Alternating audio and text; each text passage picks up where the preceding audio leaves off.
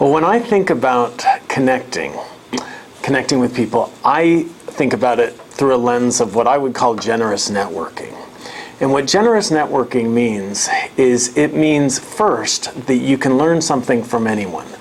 That no matter who the person is, there's something about that person that will be fascinating to engage with. And so one story of that is I was in Peru and I was waiting to meet with a politician in his office, and he didn't show up, but the translator was sitting there.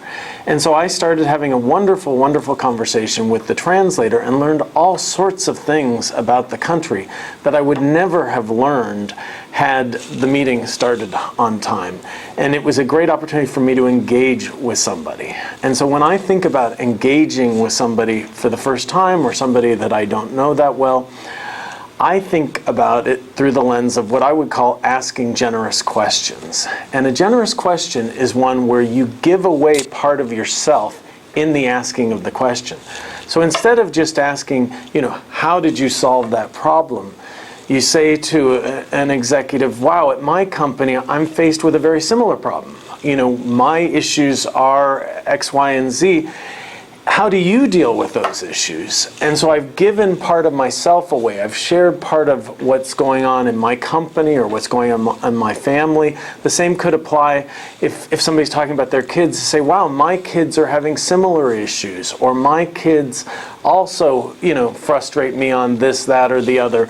And so by giving part of yourself away, you're allowing yourself to permission to kind of go deeper. You're allowing the other person permission to ask you questions. And that often, I think, leads to a deeper connection. Another part of what I call generous questions is not being afraid to ask what I would say are deeper questions.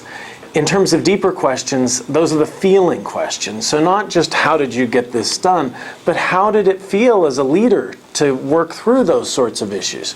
What were the big challenges? And again, by asking those sorts of questions, you allow people to go deeper and you allow for a more authentic connection. You have to engage like that, you have to be willing to share of yourself as well. But I find that doing that often leads to much, much deeper relationships and friendships and connections. For me, the next piece is all about not expecting anything in return. So when I meet somebody, what I try to do is, as they're talking, I try to think, well, who would be interesting to introduce this person to? What books might they enjoy reading that I've read? What articles could I pass along to this person? And I do it not because I'm expecting something in return. For too long, people have thought about networking as cocktail parties where you're trying to get something from somebody. If you flip it around and say, what can I give this person as a way of showing that I really enjoy being with them, or showing that I value spending time with them, I find that, again, it leads to much, much deeper connections.